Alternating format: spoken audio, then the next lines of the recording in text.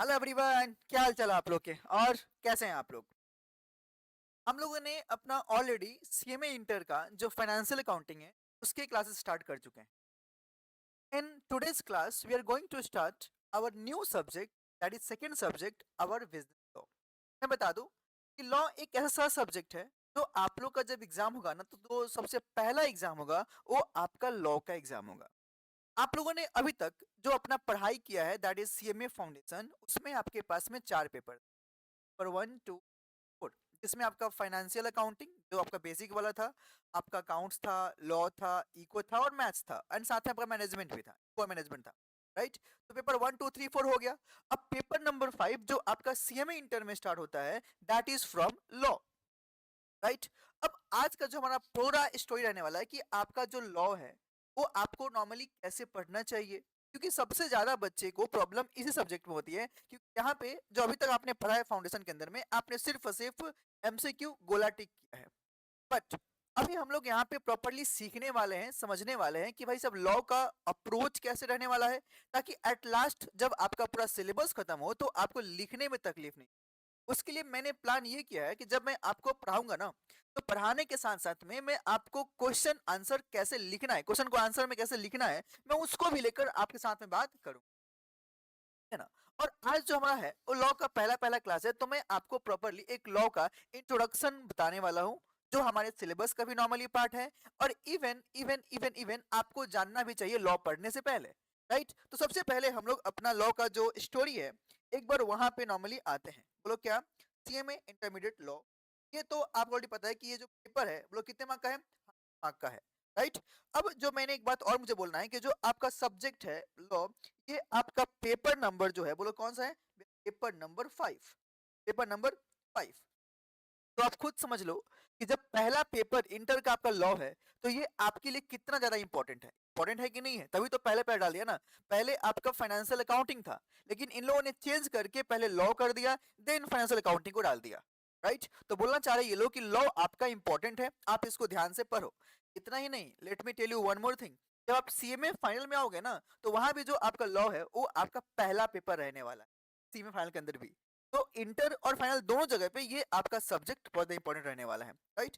100 mark का ये आपका पेपर रहने वाला है पूरा पूरा। अब अगर मैं बताऊं, तो समझते हैं कि भैया हमारा सिलेबस क्या है सीएम इंटर लॉ के अंदर में। तो देखो, इसका जो पूरा नाम है आपका बोलो क्या है, बिजनेस लॉ एंड एथिक्स। मतलब आपका जो पूरा लॉ है बोलो कौन सा है, बिजनेस लॉ है। बिजनेस मतलब क्या, अरे भाई साहब जो बिजनेस नॉर्मली ऐसा कोई भी ऑक्यूपेशन प्रोफेशन जो आप नॉर्मली करते हो, और बिजनेस करने के टाइम पे जितने भी आपको लॉ लीगल कंप्लायंसेस जो फुलफिल करने चाहिए उससे रिलेटेड हम लोग को यहाँ पे देखने को मिलेगा। साथ में बोलो क्या है, एथिक्स। हाँ कि ना, तो ये एथिक्स तो है। साथ में let me tell you one more thing, अभी आपके लॉ में एक और न्यूली टॉपिक इंट्रोड्यूस हुआ है दैट इज इमोशनल इंटेलिजेंस। तो उसको भी लेके हम लोग नॉर्मली बात करेंगे। ठीक है भैया। अब बताओ हमारे पास जो पेपर है इसमें कैसा कहानी है, तो सुनो। इंस्टीट्यूट ने लॉ को इन्होंने पूरा पूरा 4 पार्ट में ब्रेक किया है। कितने पार्ट में, 4 पार्ट में। Section A, B, C. Section A में क्या है तो सुनो, सेक्शन ए के अंदर में पूरा पूरा आपके पास में कमर्शियल लॉ है। बोलो क्या है, कमर्शियल लॉ है, जो आपके एग्जाम में पूरा पूरा 30% वेटेज रखता है।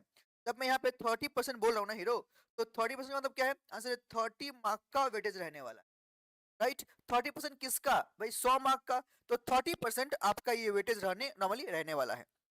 अगर आप इसको देखो तो इस 30% के लिए हम लोग को पूरा पूरा ये 6 टॉपिक को कवर करना है।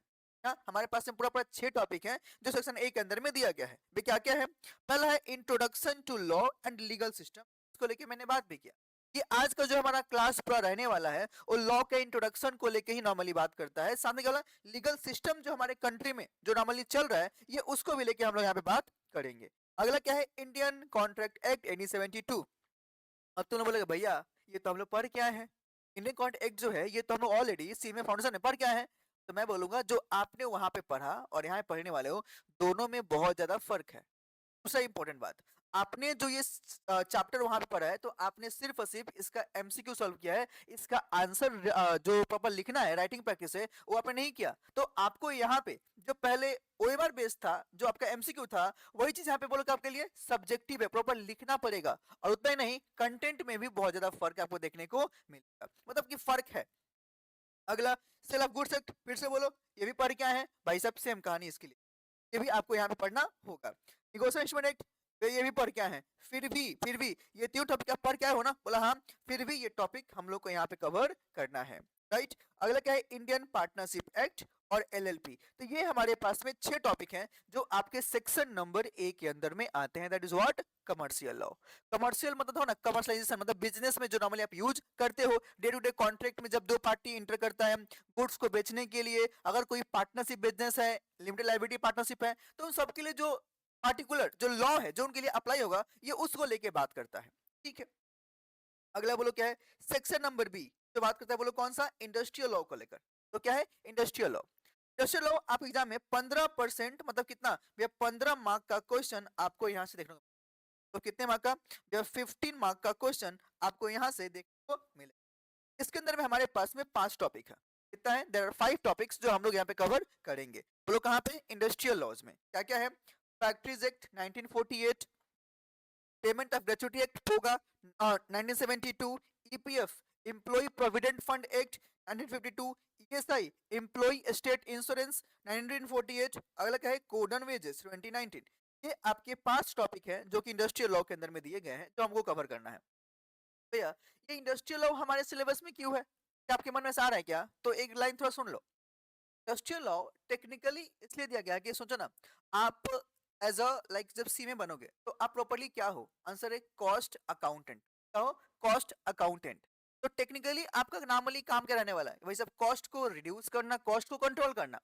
तो नॉर्मली कॉस्ट रिड्यूस करना, कॉस्ट को कंट्रोल करना, ये काम कहाँ पे होगा, फैक्ट्री के अंदर में। अरे बोलो हाँ कि ना, मतलब जो इंडस्ट्रीज है जहाँ पे प्रोडक्शन का काम हो रहा है, वहां पे जाके तुमको काम करना पड़ेगा ना, आंसर है हाँ। तो वहां पे कौन कौन से लॉ अप्लाई हो रहा है, क्या आपको नहीं जाना पड़ेगा, करना तो होगा ना, हाँ कि ना। जैसे कि मान लो आपका एक चैप्टर है कोड एंड वेजेस, तो let me tell you, code and wages जो आपके पास जो सिलेबस में यहाँ पे दिया गया है, अगर मैं आपको प्रॉपर्ली बताऊं तो इसमें बहुत सारी इंपॉर्टेंट बातें हैं। जैसे अगर कोई एम्प्लॉय काम कर रहा है तो उसका मिनिमम पेमेंट ऑफ वेजेस कितना होना चाहिए, मिनिमम वेजेस जो आपका एक साइकिल सॉरी एक लिमिट होना चाहिए कि इतना तो आपको देना ही पड़ेगा, उसके ऊपर जो देना है आप नॉर्मली दे सकते हो, हाँ कि ना। दूसरा अगर चाइल्ड लेबर है उसके ऊपर में जो आपका प्रोहिबिशन है, इस सब चीजों को लेकर यहाँ पे नॉर्मली देखने को मिलता है, राइट। दूसरा बात यह कि जब तुम किसी कंपनी में काम करते हो, जॉब करते हो, तो कंपनी अपने तरफ से आपको बहुत सारे बेनिफिट देती है, तो लाइक इंश्योरेंस करा के देती है, ऐसे बहुत सारे बेनिफिट है, तो वो सब चीज आपको नॉर्मली पढ़ना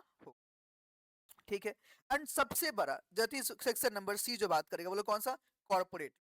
कॉर्पोरेट लॉ मतलब क्या, आपके लिए कंपनीज एक्ट 2013, बोलो क्या है, कंपनीज एक्ट 2013, जो आपका 40% का प्रॉपरली रहने वाला है वेटेज। 40% मतलब आप खुद बताओ कितने मार्क का, 40 मार्क का, राइट। अब इसके अंदर में आपको पूरा पूरा कंपनी पढ़ना है क्या, बोला ना ना ना, एकदम ही नहीं। जो आपका कंपनी देखते हैं यहाँ पे, सेक्शन 1 से लेकर 122 तक नॉर्मली पढ़, सिंपल।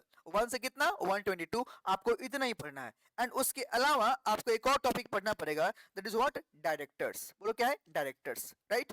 तो डायरेक्टर्स के बहुत सारे टाइप्स होते हैं, एग्जीक्यूटिव, नॉन एग्जीक्यूटिव, एंड बहुत सारी स्टोरी है जो हम लोग यहाँ पे लेकर नॉर्मली बात करेंगे। तो कंपनीज एक्ट में ये 40 मार्क्स के लिए ये आपके पास में प्रॉपर टॉपिक दिया गया है, सिंपल सी बात है, ठीक है भैया। एंड द लास्ट पॉइंट बोलो क्या है, business ethics and emotional intelligence. तो आपका 15% मतलब क्या, 15 मार्क का आपका वेटेज यहाँ भी रहने वाला है, राइट। ये आपको यहाँ पे देखने को, दिस इज योर सिलेबस। मैं आप सबको बोलूंगा कि आप इसको मेरे साथ साथ में मेरे वीडियो को नॉर्मली पॉज कर लेना, एंड पॉज होकर पूरा इसको नोट कर लेना, लिख लेना, ताकि एक आपको प्रॉपर आइडिया रहे कि आपके टॉपिक वाइज जो मार्क्स हैं जो जो दिए गए हैं वो कैसे रहेंगे, ठीक है। तो अगर मैं आपको एक बार में फिर से समराइज कर दूं, तो मैंने क्या बोला, paper number 5 business law and ethics, इस सब्जेक्ट को इंस्टीट्यूट ने पूरा पूरा 4 पार्ट में ब्रेक किया है। पहला पार्ट है कमर्शियल लॉ, दूसरा पार्ट है इंडस्ट्रियल लॉ, तीसरा है corporate law, and the last में बोलो क्या है, business ethics and emotional. Done. और ये आपके पास मार्क्स भी मैंने डन, ये मैंने पहले आपके साथ बात की क्या आपका सिलेबस क्या है। अगर ये आप समझ पाए तो आगे आपको एक और मन में आएगा कि भैया हमारे एग्जाम के अंदर में क्वेश्चन का पेपर पैटर्न क्या है, ये तो बताओ। एग्जाम में जब आएंगे पेपर तो उसमें कैसे रहेंगे, तो सुनो, आपके क्वेश्चन पेपर के 2 पार्ट हैं, section A, section A will be totally कौन सा एमसीक्यू, तो क्या रहेगा टोटली एमसीक्यू, मतलब क्या इसमें आपके पास में 15 एमसीक्यू रहेंगे 2 मार्क करके, मतलब पूरा पूरा आपका 30 मार्क का एमसीक्यू रहने वाला है। अच्छा भैया, मतलब जो 100 मार्क का पेपर है, बोला हाँ उसमें 30 मार्क का हमारे लिए एमसीक्यू है, आंसर है हाँ जी। जो रिमेनिंग 70 है इसमें बोलो क्या है डिस्क्रिप्टिव, तो क्या आपके लिए डिस्क्रिप्टिव है, जो आपका सेक्शन नंबर बी में देखने को मिलेगा। अब मैं आपको एक बात और बताऊं, बोलो क्या, आपके एग्जाम के अंदर जो क्वेश्चंस आते हैं लॉ के अंदर में, मिनिमम आपका 7 मार्क का एक क्वेश्चन तो रहता ही, 7 मार्क का जितना रहेगा ना क्वेश्चन, उसमें हर क्वेश्चन में 7 मार्क का क्वेश्चन नॉर्मली रहेगा, माने जितना भी रहने वाला है। जैसे मान लो क्वेश्चन नंबर आपके पास में रहेगा, जैसे मैंने बोल दिया क्वेश्चन नंबर रहेगा ए मार्क का, मार्क का 10 मार्क का, राइट। तो इस तरह से आपको क्वेश्चन नॉर्मली देख, राइट। तो वही मैंने बोला टोटल आपके पास में 7 क्वेश्चंस रहे, क्या बोला ना 7 क्वेश्चन आपको एग्जाम में रहे। जैसे आपको मात्र मात्र मात्र मात्र कितना 5 क्वेश्चन आपको नॉर्मली करके दे, 5 आउट ऑफ 7 आपको नॉर्मली करके, क्या मेरा बात समझ पा रहे हो एवरीवन, एवरीवन 7 क्वेश्चन रहने वाले हैं, साथ में आपको कितना करना है 5, मतलब 2 क्वेश्चन हमारे पास में ऑप्शनल रहेगा, एकदम करेक्ट बात, समझ पाए, राइट। और हर क्वेश्चन बोलो कितना मार्क का रहेगा 7 मार्क का। एक बात और, जब मैंने यहाँ बोला कि 7 क्वेश्चन, तब 7 क्वेश्चन में एक का ए का बी, 2 का ए 2 का बी, 3 का ए 3 का बी, इस तरह से क्वेश्चन आएगा, हाँ कि ना। मतलब अगर जो 2 रहेगा ना, तो 2 कितना मार्क का होता है ना पूरा पूरा आंसर 14 मार्क का, ये आपका ब्लॉक बना के 14 मार्क का ये ब्लॉक बना के रहेगा। भैया ऐसे नहीं, पेपर दिखाओ, पेपर दिखा दूं आपको, आइए ना, मैं आपके सामने एक पेपर मैं दिखाई देता हूँ, आइए मैं आप लोग के सामने एक प्रॉपरली क्वेश्चन पेपर मैं आपको दिखा देता हूँ।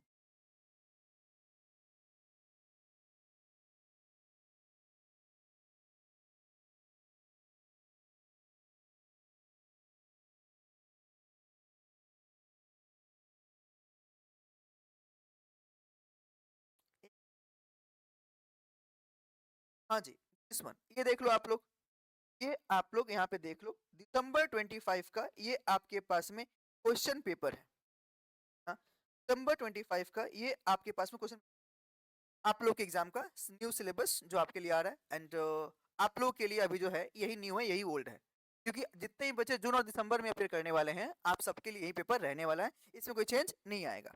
तो देखो सेक्शन नंबर ए बोलो क्या है कंपलसरी क्वेश्चन, मैंने 15 एमसीक्यू करे कितना 30 को, तो ये आपके पास में 1 का जो आपके पास में पूरा पूरा सारे के सारे यहाँ पे एमसीक्यू दिए गए हैं, राइट। कितने बताओ ना भैया 15 एमसीक्यू जो मेरे सामने यहाँ पे दिख रहे हैं, कितने बताओ 15 एमसीक्यू जो आपके सामने दिख रहे हैं।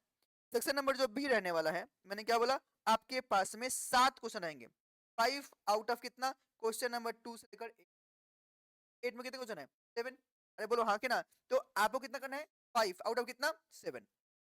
अब देखो आपके पास जो है हर क्वेश्चन बोलो कितना कराने वाला है 14 मार्क का, कितना बताओ ना आंसर है 5 क्वेश्चन, मार्क कितना सबको नॉर्मली कवर करना है।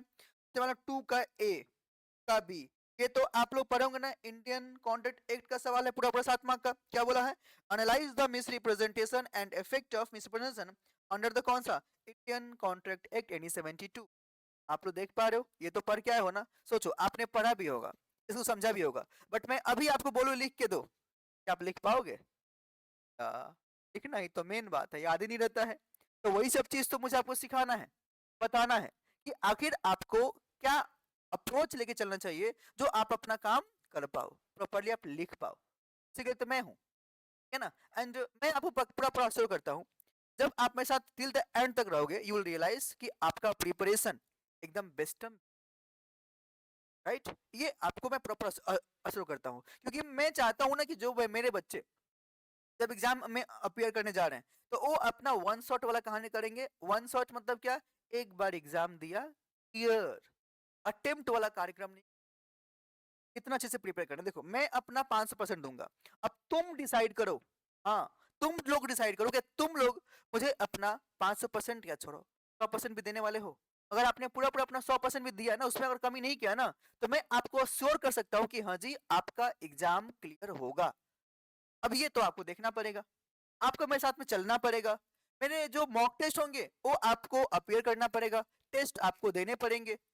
मैं आपको पढ़ा रहा हूँ बट आप मॉक टेस्ट के टाइम में गायब हो जाओ, तो how will I get to know कि आप कैसे लिख रहे हो? मैं आपको क्लास में लिखाऊंगा ठीक है, लेकिन आपका जो खुद लिखने का जो वे है, जो जो चीजें हैं, वो कहाँ पे होगा? जब आप मॉक टेस्ट अपेयर करोगे।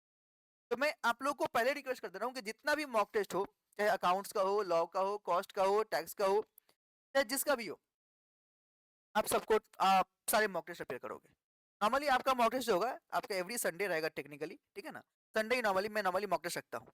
May be Monday to Saturday पूरा पूरा क्लास रहेगा और Sunday will be the mock test. ठीक है? हाँ, आपको एक दिन 2 दिन पहले इन्फॉर्म कर दी जाएगी कि हाँ जी संडे को ये टेस्ट होने वाला है, तो you can prepare yourself for that as well. Everyone, तो देखिए ना, आपके पास ये भी पढ़े होंगे वन का भी, compare point of indemnity and guarantee, मतलब दोनों का डिफरेंस पूछ लिया आपसे कि डिफरेंस बिटवीन बोलो क्या है, इंडेमनिटी गारंटी का। आप ये भी पढ़ के आए हो, समझ रहे हो? तो 14 मार्क का तो आपके पास में इकलौता एक चैप्टर से दे दिया, that is what, Indian contract act. ये तो हो गया डिस्क्रिप्टिव में ना।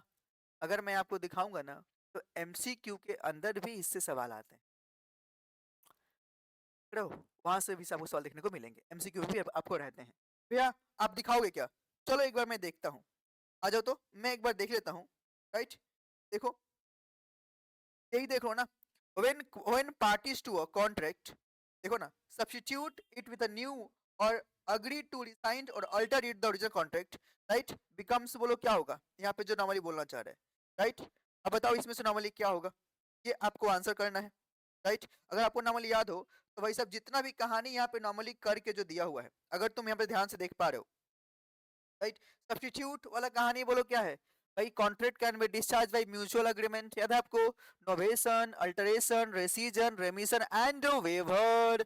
राइट, तो अगर आपने इनमें से कोई भी एक्ट करके अगर सब्स्टिट्यूट कर लिया, कैंसिल कर दिया, रिसाइन कर दिया, तो तुम थोड़ा मुझे खुद बताओ, क्या कॉन्ट्रैक्ट को आगे परफॉर्म करना है क्या? नहीं। राइट, तो वो आपको ऐसे एमसीक्यू में आ सकते हैं और रहते भी हैं। राइट, अगेन अगेन देखोगे तो आपके पास में और भी बहुत सारे एमसीक्यू यहाँ से देखने को मिलेगा। जैसे मान लो, देखो ना, a guarantee is a tripartite agreement which contemplate. Right, तो जो पॉइंट ऑफ गारंटी है, ये याद है कि आपको ट्रिपटाइट अग्रीमेंट ही तो होता है, हाँ कि ना? प्रिंसिपल, डेटर, क्रेडिटर, याद है क्या? Surety, creditor, surety. तो सिंपल सी बात है जो आपके पास देखा गया है।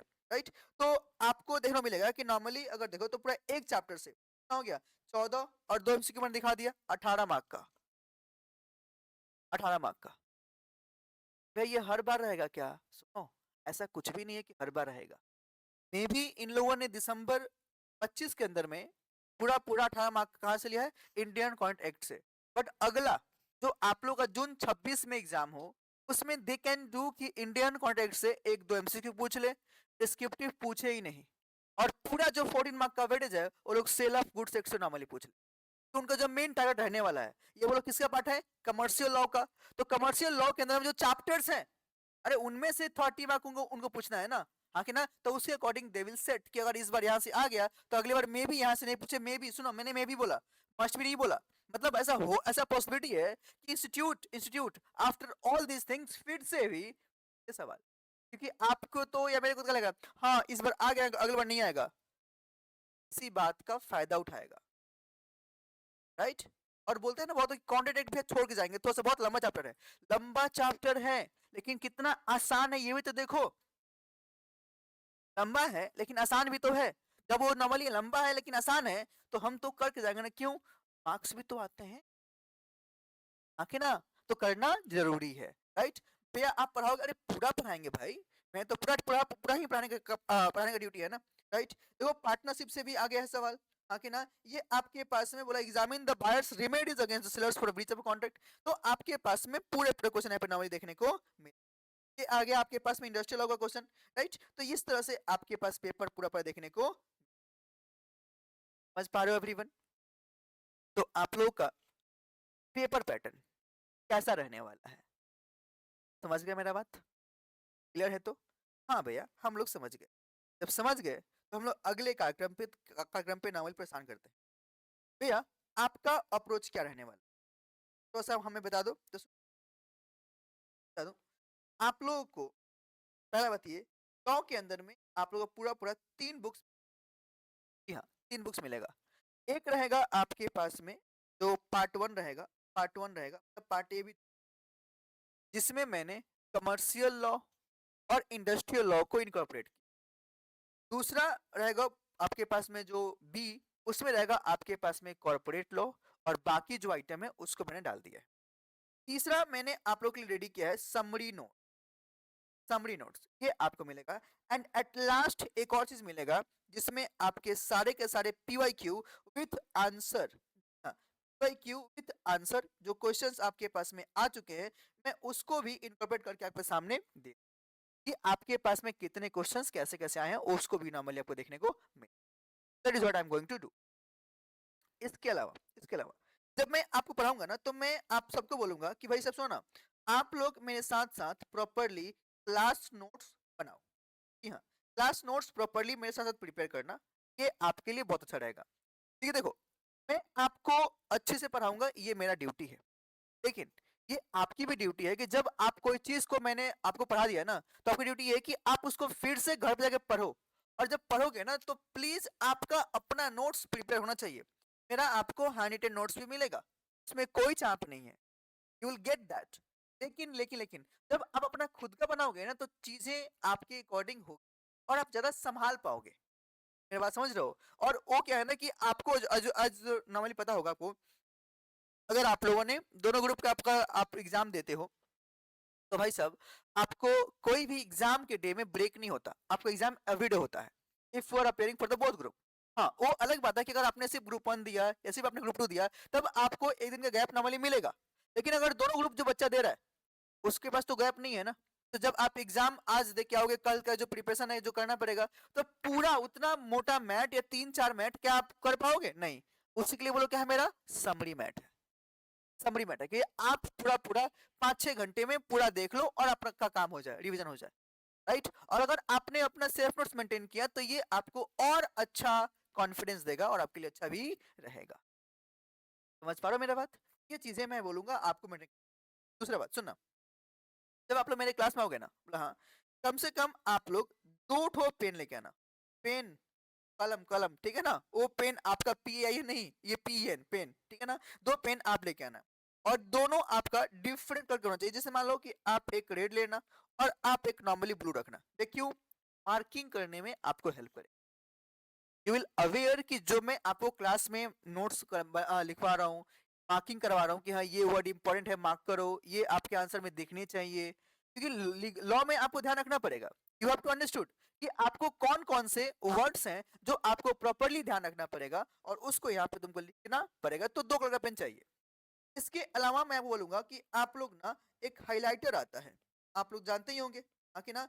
2 हाइलाइटर भी आप लोग रखना है, मे बी एक येलो कर लेना, ठीक है ना, और एक आप नॉर्मली ग्रीन कर सकते हो। ग्रीन और लाइट ग्रीन लेना, डीप ग्रीन मत लेना, ठीक है ना, थोड़ा सा छुप जाता है पूरा पूरा। तो आप ये 2 ठो कर लेना, ठीक है। और इसके साथ ही साथ मैं बता दूं, आप लोग को एक 200 पेज का, जी हाँ 200 पेज का प्रॉपरली आपको एक रजिस्टर भी लेके आना क्लास के लिए, जो मैं आपको नोट्स लिखवाने वाला हूँ, हाँ कि ना। That is what we are going to do, right.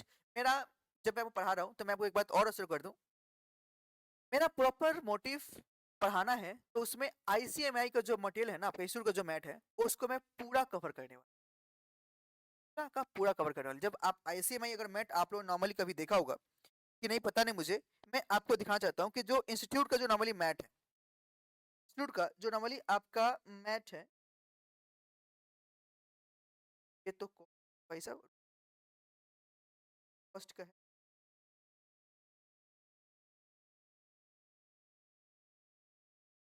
Law का बुक था ना, टैक्सेशन, हाँ ये रहा, ये आपका लॉ का बुक है। देखो यहाँ पे थोड़ा सा ध्यान से, ये आपके जो मैंने चैप्टर्स को लेके मैंने बात कर लिया। आप थोड़ा सा देखो इसके अंदर में जो प्रॉपर चैप्टर स्टार्ट हुआ है ना, introduction to law and legal system in, if you will see, तो देखो ना इन लोगों ने कितना अजीब से थोड़ा सा लिख के दिया है, देख पा रहे हो, है सब कुछ। और इन लोगों ने हो ना पूरा लाइन से कोई जगह भी नहीं छोड़ा, भर भर के लिख के दिया है, देख पा रहे हो क्या, भर भर के पूरा लिख के दिया है, राइट। तो मैंने जो पढ़ा आपको प्रॉपरली, जो मैंने अपना बुक्स बनाया है प्रॉपरली आईसीएमआई मैट को फॉलो किया है, जो आपके लिए रेलेवेंट है। और मैंने वो हर चीज़ को डाला है अपने बुक्स के अंदर में, जहाँ पे आपको चाहिए कि यार ये तो होना ही, इसके बिना तो मेरा चलने नहीं वाला। तो मैंने वो पूरा ध्यान रखा है और हर चीज़ों को प्रॉपर्ली मैंने प्रेज़ेंट भी करके आपके लिए दिया है। तो आई डोंट थिंक कि मेरा आपको पूरा पढ़ने के बाद में आपको थोड़ा-सा ध्यान रखना पड़ेगा। जैसे अगर मैं आपको दिखाऊँ, ये मेरा एक बुक्स है जो आपको नॉर्मली मिलेगा। यू कैन सी हियर, देखो कवर पूरा है, जहाँ पे जो क्वेश्चंस मुझे लगते हैं, जो आ सकते हैं, मैंने क्वेश्चंस भी बना के नॉर्मली यहाँ पे डाल भी दिए। You can see, right? जो इम्पोर्टेंट केस थे मैंने हर चीज़ को मैंने एक सजा के चीज़ों किया है, ताकि आपके लिए बहुत हेल्प हो। समझ पा रहे हो? That is what I have done, right? Simple सी बात है, आप लोग आराम से इसको देखिए। हाँ भैया, और बताओ? तो और क्या? बस आप लोगों के अगर मन में कुछ और क्वेश्चंस है, मैंने पूरा कहानी कर दिया। आपका सिलेबस क्या है, आपका पेपर पैटर्न क्या है, मतलब everything I have already discussed. हाँ, अगर आपके मन में कुछ और सवाल है, तो कमेंट बॉक्स खुला हुआ है। आप कमेंट बॉक्स में नॉर्मली डाल के अपना डाउट पूछ सकते हो। दूसरी बात मैं आपको एक और बोलूँगा कि आप लोग मेरा यूट्यूब पे अगर आप देख रहे हो क्लास, अगर तक अभी तक क्लास देख रहे हो, तो मैं बोलूँगा पहला वीडियो को लाइक कर दो, सब्सक्राइब नहीं किया हो, सब्सक्राइब भी पक्का से करो, है ना?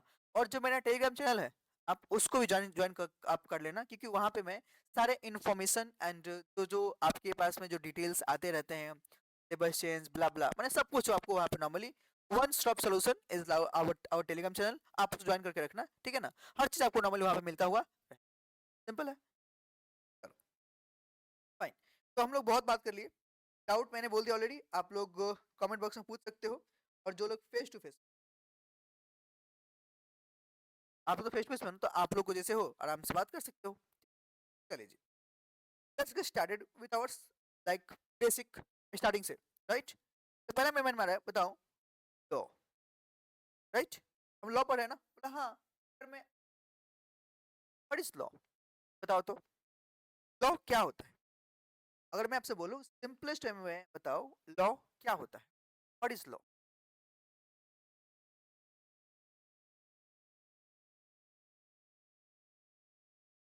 और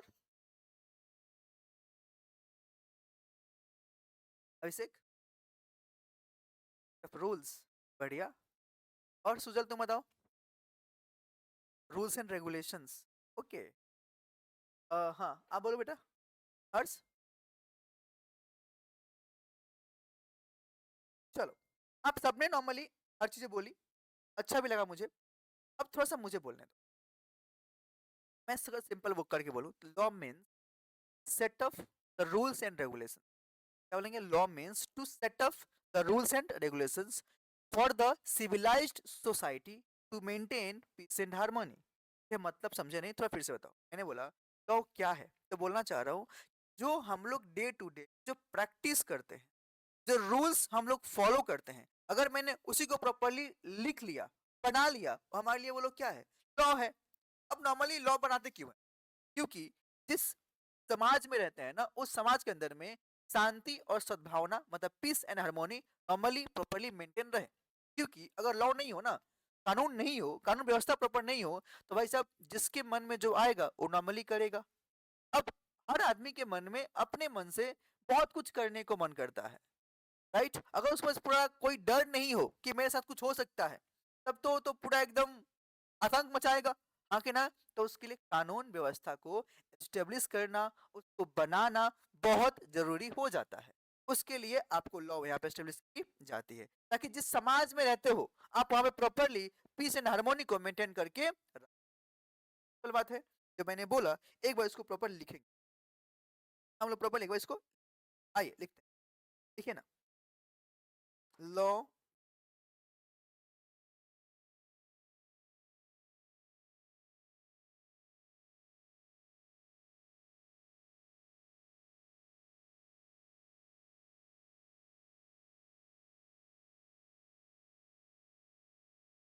law means to set up the rules and regulation for the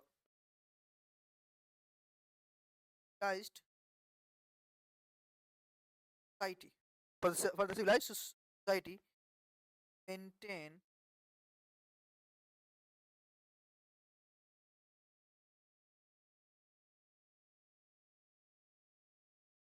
harmony.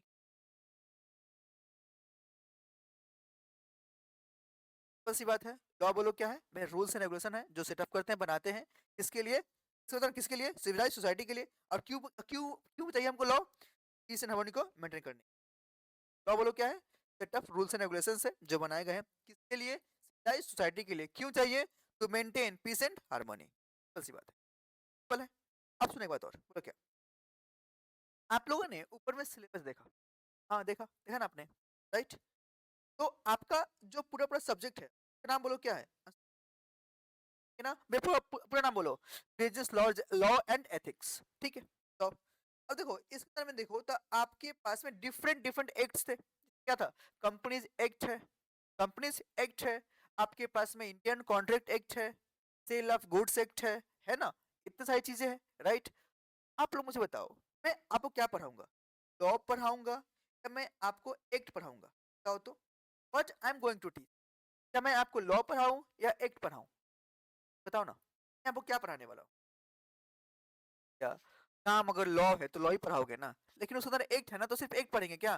बोला ना भैया, आप लॉ पढ़ाओगे हम लोग को पूरा पूरा। क्योंकि जब मैं द वर्ड लॉ बोलता हूँ ना, सुनो ध्यान से, जब मैं द वर्ड लॉ बोलता हूँ ना, उस लॉ के अंदर में पूरा पूरा 6 एलिमेंट आते हैं। जी हाँ, जब मैं पूरा पूरा लॉ को लेकर बात करता हूँ तो मैं आपको लॉ पढ़ाने वाला हूँ। और लॉ के अंदर में सिर्फ एक्ट नहीं आता, एक्ट के अलावा और भी बहुत सारी चीजें हैं जो आपको यहाँ देखने को मिलेगा। तो लॉ के अंदर में कितना एलिमेंट है? 6। कितना एलिमेंट है? 6। ये कौन कौन सा? तो अगर मैं आपको बताऊं तो भाई साहब आप लोग थोड़ा सा यहाँ पे प्रॉपरली बना के रखो, एक बार से बना लो। तो लॉ के अंदर में जो हम लोग पढ़ना है क्या क्या, पहला हम लोग यहाँ पे देखने वाले हैं, आएगा आपके पास में, क्या आएगा आपके पास में? क्या आएगा आपके पास में? चौथा, सुनो सुनो, चौथा जो हम लोग बात करेंगे आएगा, पांचवा जो हम लोग बात करेंगे आएगा आपके पास में, एंड द लास्ट वन तो क्या? तो उसको बोलेंगे हम लोग अपना बाइलॉज, है ना? क्या बोल क्या? बाइलॉज। लास्ट वन जो हम लोग को अमली पढ़ना है, बोलो क्या है? बाइलॉज। ये आपके पास में पूरा पूरा 6 एलिमेंट है। बोलो कितना है? 6 एलिमेंट है। जब मैं द वर्ड लॉ बोलता हूं तो 6 एलिमेंट आपको यहाँ देखने को मिलेंगे, राइट? तो हम लोग जो पढ़ने वाले हैं वो लॉ पढ़ने वाले, ना कि हम लोग एक्ट पढ़ने वाले हैं। हम लोग क्या पढ़ने वाले हैं? लॉ। क्यों? सुनना, अगर मैं आपको सिर्फ एक्ट पढ़ा दूं, बाकी जो रूल्स रेगुलेशन अगर मैं नहीं पढ़ाऊं ना, तब आप तो फेल हो जाओगे। क्योंकि जब मैं लॉ बोल रहा हूं ना, तो लॉ में सारे एलिमेंट जो आपके पास दिए गए हैं उन सबको आपको पढ़ना पड़ेगा, सबको ध्यान रखना पड़ेगा। ये बात समझ रहे हो? तो बोलो ध्यान से, जब मैं बोलता हूँ द वर्ड लॉ, तो लॉ में कितने एलिमेंट एलिमेंट आएंगे? 6 एलिमेंट। बोलो कौन कौन से? Act, rules, regulations, order, ordinance and bylaws. फिर से बोलो एक बार, चलो फिर से बोलो फटाफट। The word law includes 6 element. अरे कितना है? 6 एलिमेंट, 5 + 1, हाँ कि ना? 6 एलिमेंट। बोलो कौन कौन सा? Act, rules, regulations, order, ordinance and bylaws. फिर से बोलो एक बार, अरे तुम माइंड में छाप लो, बोलना। वर्ड लॉ इंक्लूड्स, बताना। The word law includes, right? The word law includes, बोलो कौन कौन सा? Act, rules, regulations, order, ordinance and bylaws. भैया अब थोड़ा डिटेल में बताओ, अब थोड़ा डिटेल में बताओ कि सब में क्या डिफरेंस है? बताओ तो। ये जो आपने अभी बोला यहाँ पे कि हम लोग एक पढ़ेंगे, पढ़ेंगे वो बात समझ रहे हैं, बट एक होता क्या है? सुनो, let me tell you, act is a type of law. जितने भी हमारे पास जो एक्ट है ना, वो आपके लॉ के अंदर में नॉर्मली आते हैं। अब जितने भी एक्ट बनते हैं वो नॉर्मली कहाँ बनते हैं? आंसर है by the act of parliament. तो जो हमारे देश में जो लोकसभा और राज्यसभा जो पार्लियामेंट हाउस है, जो जो हमारा पार्लियामेंट है, हाँ कि ना? तो जितने भी आपके लॉ जो पार्लियामेंट से पास होके आते हैं ना, उन सबको हम लोग एक्ट बोलते हैं, राइट? एक बात और भैया, बोलो क्या? तो और डिटेल में जाओ तो सुनो, बोलना चाह रहा हूं कि अगर ऐसा कोई भी एक्ट मतलब जो बना कहाँ पे? पार्लियामेंट में, उसको तो आप एक्ट नॉर्मली बोलोगे। लेकिन भैया वो जो पार्लियामेंट में एक्ट बना है वो तो पूरे देश के लिए है ना? बोला हाँ, वो हमारे पूरे देश के लिए है, राइट? लेकिन सुनो ना भैया, क्या स्टेट गवर्नमेंट क्या कोई लॉ नहीं बना सकती क्या?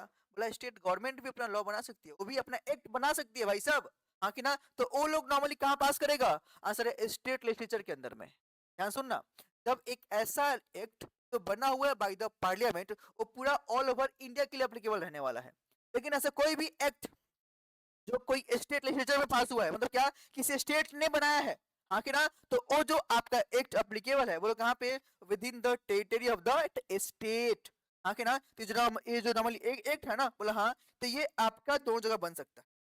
कहाँ कहाँ पे, एक जो आपका पार्लियामेंट बनाएगा, बोला हाँ जी, और पार्लियामेंट किसके लिए, वे पूरा पूरा सेंट्रल के लिए, मतलब क्या, पूरा पूरा अपना कंट्री, हाँ कि ना। तो पार्लियामेंट में जितने भी आपके पास एक्ट बनेंगे वो पूरा ऑल ओवर इंडिया में एप्लीकेबल होगा। लेकिन लेकिन लेकिन लेकिन अगर कोई स्टेट लेजिस्लेचर जो है, अगर इन्होंने कोई अगर नॉर्मली लॉ बनाया, हाँ कि ना, इन्होंने जो है, इन्होंने अगर कोई लॉ नॉर्मली बनाया, राइट, तो किसके लिए है, वे सिर्फ और सिर्फ हमारे वाला है, हाँ कि ना। तो ये जो स्टेट का जो नॉर्मली टेरिटरी है, स्टेट का जो नॉर्मली टेरिटरी है आपका, वहां तक इसका वैलिडिटी रहने वाला है, राइट। जैसे मान लो हमारी ममता दीदी ने यहाँ पे वेस्ट बंगाल जो गवर्नमेंट है, इन्होंने कुछ अगर एक्ट बनाया, तो एक्ट का वैलिडिटी बोलो कहाँ पे है, सिर्फ और सिर्फ वेस्ट बंगाल में। क्या ये एक्ट बाकी जो स्टेट है, बिहार, उड़ीसा, क्या वहां पे एप्लीकेबल है, क्या बोलो नहीं, वहां पे एप्लीकेबल नहीं है, राइट। तो ये जो नॉर्मली एक्ट बना हुआ है, ये जो नॉर्मली एक्ट बना हुआ है, इसका जो अप्लीकेबिलिटी है बोलो कहाँ पे, सिर्फ और सिर्फ वेस्ट बंगाल के अंदर में। लेकिन सुनो, अगर कोई एक्ट मोदी जी ने पास करवाया, कहाँ पे, हमारे देश के संसद में, पार्लियामेंट में पास हुआ है, तो क्या वो एक्ट सिर्फ दिल्ली में अप्लाई होगा क्या, बाबा, वो ऑल ओवर इंडिया के लिए है, हाँ कि ना। तो जिसमें हमारे पास जो 28 स्टेट्स हैं और जो आपके यूटीज हैं, उन सारे जगह पे एप्लीकेबल आपका होगा। Is that clear, right. तो act is a type of law जो नॉर्मली पास कौन करेगा बताओ, parliament for the central, and state legislature for the कौन सा, राइट। ये लो अपना लॉ बना के, सिंपल सी बात है। तो एक्ट क्या होता है समझ गए। काम करो ना आप लोग, थोड़ा सा सेंटेंस बना के मेरे साथ साथ इसको इसको एक बार नोट कर लो, लिखो। It's a type of law, it's a type of law passed by लोक सभा,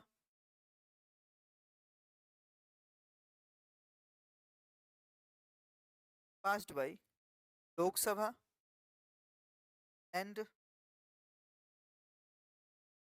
राज्यसभा,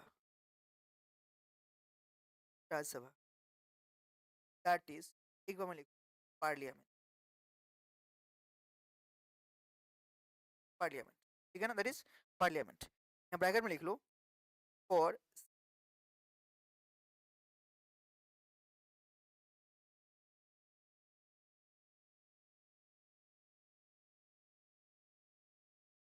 एंड,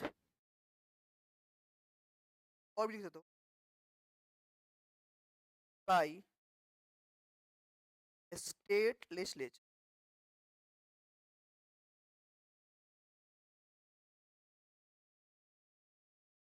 यहाँ ब्रैकेट में लिखना, फॉर फॉर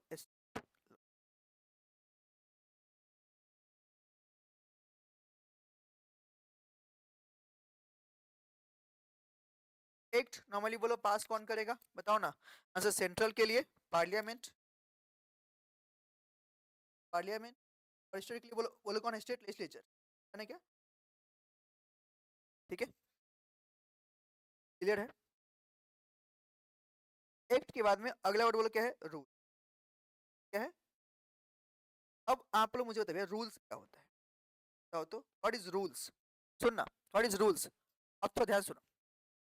जब आप लोग एक्ट पढ़ोगे प्रॉपर, जब प्रॉपर जब आप लॉ पढ़ोगे, तो आप जैसे मान लो आपका कंपनीज एक्ट आपके सिलेबस में कॉर्पोरेट लॉ है, तो कॉर्पोरेट लॉ में ना आपको बहुत जगह दिखाई देगा, वहां पे एक वर्ड आएगा एज मे, क्या आएगा, एज मे बी प्रिस्क्राइब्ड। तो एज मे प्रिस्क्राइब मतलब क्या, कि उस बारे में वो जो बातें हैं अभी नहीं लिखी गई है, आगे लिख के दी जाएगी। तो फिर सुनो, मैंने बोला कि जब आप एक्ट पढ़ोगे खास करके कंपनी लॉ, तो वहां पे दिखाई देगा कि लिखा है कौन सा, एज मे बी प्रिस्क्राइब्ड। तो अब जो प्रिस्क्राइब करना है अभी हुआ है क्या, नहीं, आगे प्रिस्क्राइब किया जाएगा। ये प्रिस्क्राइब नॉर्मली कौन करेगा, नॉर्मली करेगा कौन, तो आंसर है, अब उसके लिए देखना पड़ेगा कि वो एक्ट कौन सा है, क्या बोला, हमको देखना पड़ेगा कि हमारा वो एक्ट कौन सा है। अगर वो मेरा एक्ट सेंट्रल एक्ट है ना, तो उसके जितने भी रूल्स होंगे that will be made by central government. ये बोलो कौन कौन बनाएगा, सेंट्रल गवर्नमेंट। मतलब ये बोलना चाह रहे हो कि जो हमारा एक्ट होता है, आंसर है हाँ जी। तो एक्ट में जहां भी कहीं भी लिखा हो एज वही प्रिस्क्राइब, तो वहां पे जो भी प्रिस्क्राइब करना हो, जो लॉ के बारे में बताना हो, वहां पे कौन बनाएगा? भैया सेंट्रल लॉ है, बोला हाँ, तो उसके लिए सेंट्रल गवर्नमेंट बनाएगा। लेकिन अगर वो आपका एक्ट स्टेट लॉ है, स्टेट एक्ट है, तो उसके लिए कौन बनाएगा? स्टेट गवर्नमेंट बना के देगा। वो प्रिस्क्राइब करेगा कि इसमें क्या चीज होना चाहिए। सिंपल सी बात है। अच्छा, मतलब सेंट्रल एक्ट है तो सेंट्रल गवर्नमेंट, स्टेट लॉ है तो स्टेट गवर्नमेंट। सही पकड़े, राइट। वो लोग वहां पे प्रॉपर प्रिस्क्राइब करके दे, तो लोग जो नॉर्मली बना के देगा वही बोलो क्या आपके लिए रूल्स है। सिंपल। तो लिखो एक बार यहाँ पे फटाफट, एक बार फटाफट, इसके लिए यहाँ पे लिखो, it's a type of made by और एसजी, सीजी और SG on those matters, those matters which the act has mentioned, the act has mentioned, mentioned to be described,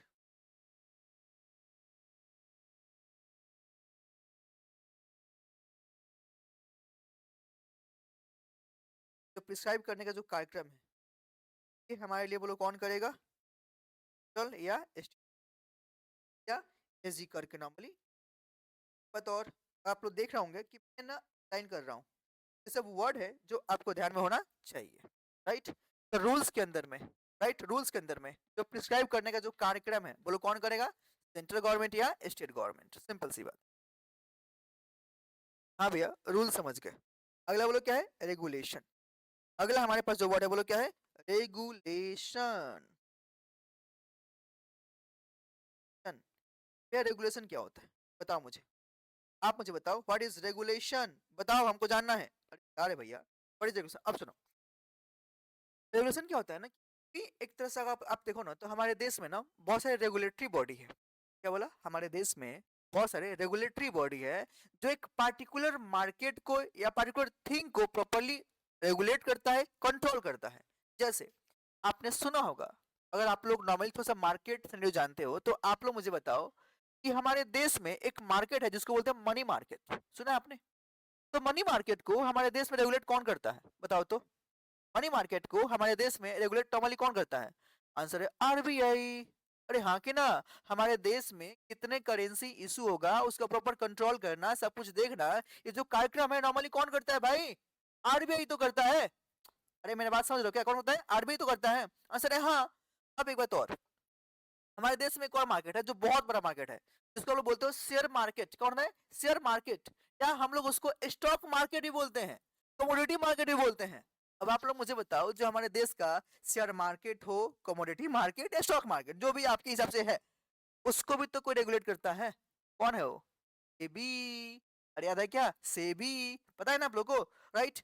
even उतना छोड़ो, आप लोग सीएमए के बच्चे हो ना, हाँ कि ना? तो आप लोग के लिए भी तो प्रॉपर एक इंस्टीट्यूट है जो आपको प्रॉपर रेगुलेट करता है कि जो हमारे बच्चे हैं वो कितने बार एग्जाम देंगे, हाँ कि ना? उनका सिलेबस क्या होगा, उनका पासिंग क्राइटेरिया क्या होगा, इंस्टीट्यूट है ना, हाँ कि ना? तो आप लोग के लिए रेगुलेटरी बॉडी कौन है?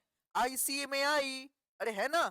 सीए के लिए कौन है? आईसीएआई, हाँ कि ना? सीएस के लिए कौन है? आईसीएसआई। तो जितने जो बॉडी है जो पर्टिकुलर चीज को जो रेगुलेट करती है, वो अपने के लिए जब चलाना होगा प्रॉपरली कि हाँ जी कितने बच्चे क्या क्या आएंगे, तो वो जो लॉ बनाएंगे उनको नॉर्मली बोलो क्या बोलेंगे? तो ना क्या बोलेंगे? Regulation.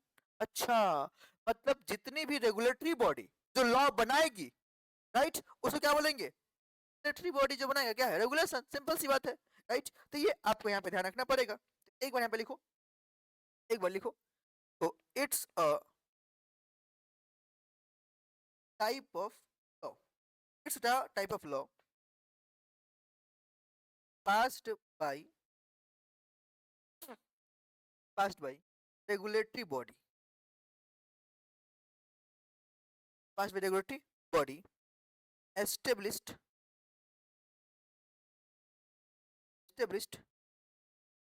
by an act, established by an, है ना। अगर तुम देखो तो हमारे देश में जितने भी रेगुलेटरी बॉडी हैं वो प्रॉपरली एक एक्ट के थ्रू एस्टेब्लिश्ड ऑलरेडी हो चुका है। जैसे कि हमारा आईसीएमआई एक्ट है, आईसीआई एक्ट है, सेबी एक्ट है, बोलो हाँ के ना। तो बोलो क्या है, प्रॉपर रेगुलेटरी बॉडी है। ऐसी इसी लिखना। जब आप लोग के पास जो आपका बुक्स अगर आपने देखा होगा, तो अगर यू हैव नोटिस्ड आपका बुक्स है ना, यहाँ पे एक प्रॉपर एक लाइन लिखा हुआ है, पीछे आके देखो तो एन एक्ट ऑफ पार्लियामेंट। आप देखो देखो ना, यहाँ पे क्या है, the institute of cost accounts of India, right, study body under क्या, एन एक्ट ऑफ पार्लियामेंट। क्या है, under an act of parliament. आपको दिख रहा है क्या? अगर आपको यस में नहीं दिख रहा है तो आप अपने बुक्स के लास्ट में जाना देखना। बोले क्या, एन एक्ट ऑफ पार्लियामेंट। और ये बोले क्या है, एक स्टेटूटरी बॉडी है, मतलब क्या, इसको अलग से बनाया गया है, एक बॉडी है, हाँ कि ना, जो इस चीज को प्रॉपर रेगुलेट करेगा। समझ पाए, है ना। तो आप यहाँ पे लिख सकते हैं। एग्जाम्पल के लिए मैं आपको बोलूँ, यहाँ पे एक और चीज तो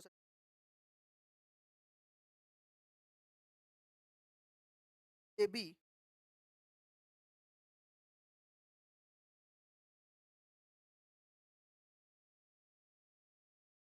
regulatory body established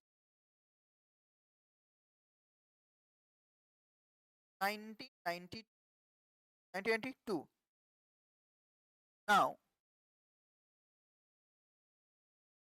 whatever SEBI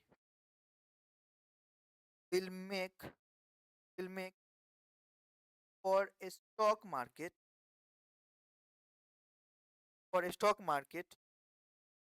it will be known as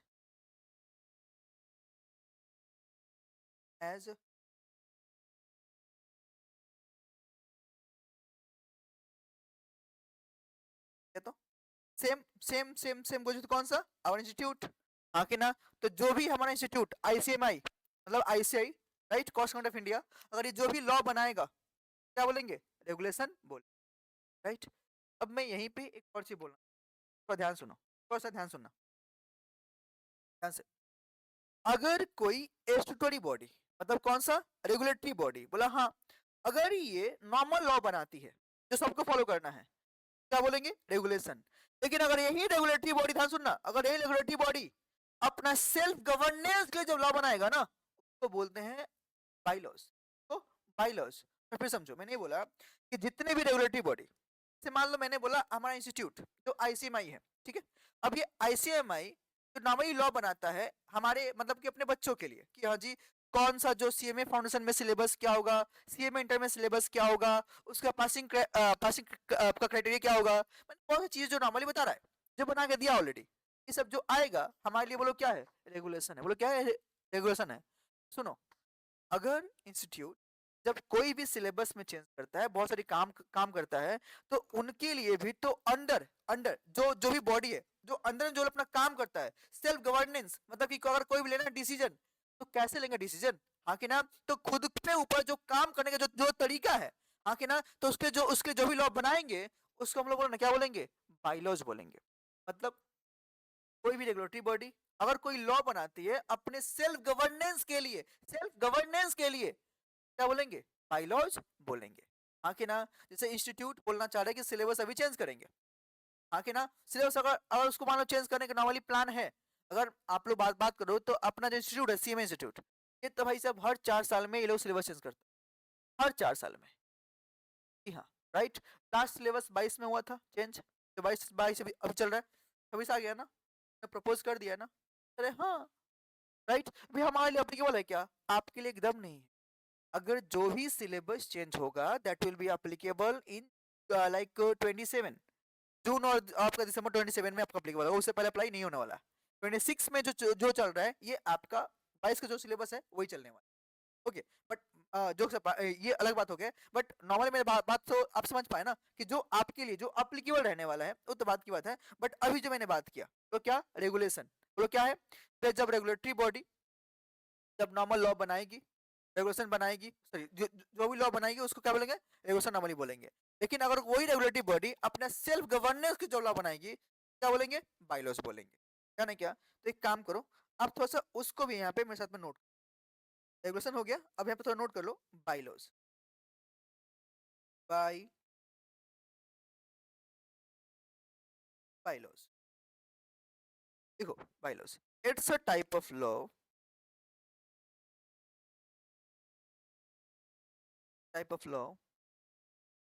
made by regulatory body,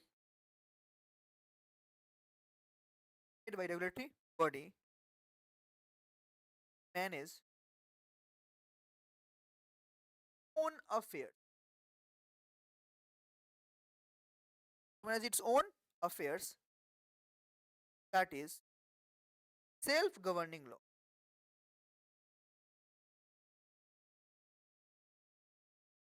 Governing,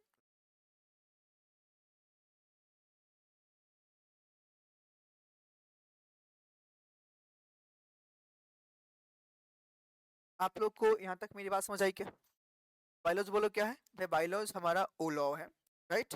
जो रेगुलेटरी बॉडी, जो रेगुलेटरी बॉडी अपना अपने अफेयर्स को सेल्फ गवर्नेंस के लिए जो बनाती है, राइट, वो बोलो क्या हमारे लिए? बाइलॉज। तो आपका क्या क्या होता है, क्या क्या क्या, क्या, क्या हो गया? एक्ट, रूल्स, रेगुलेशंस, बाइलॉज हो गया। अब अगला बोलो क्या है? ऑर्डर। लिखे ना, ऑर्डर। ऑर्डर, ये ऑर्डर क्या होता है?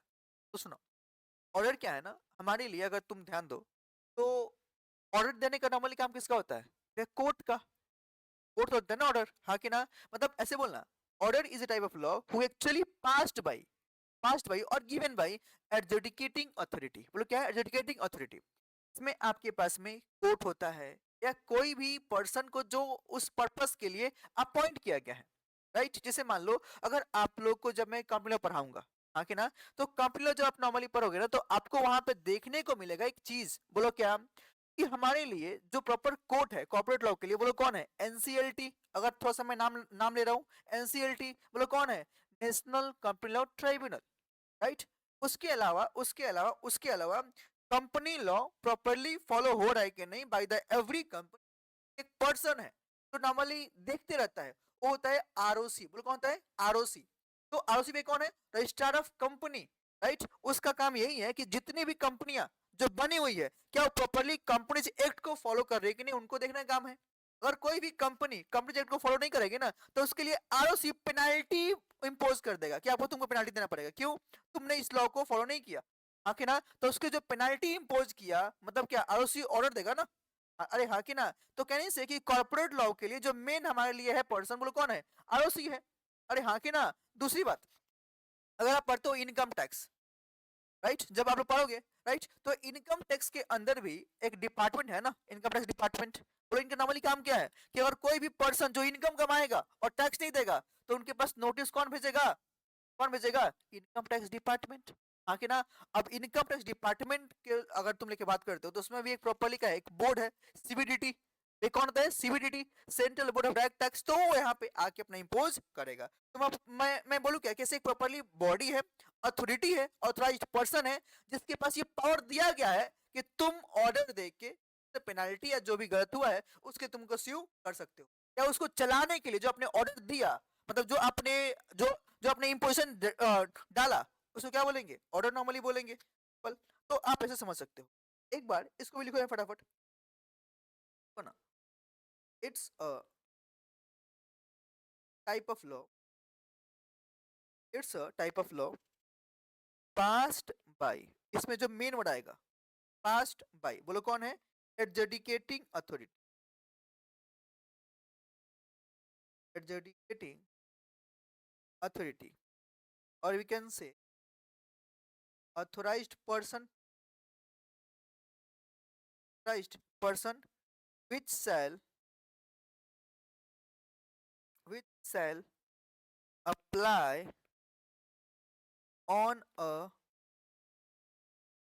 particular person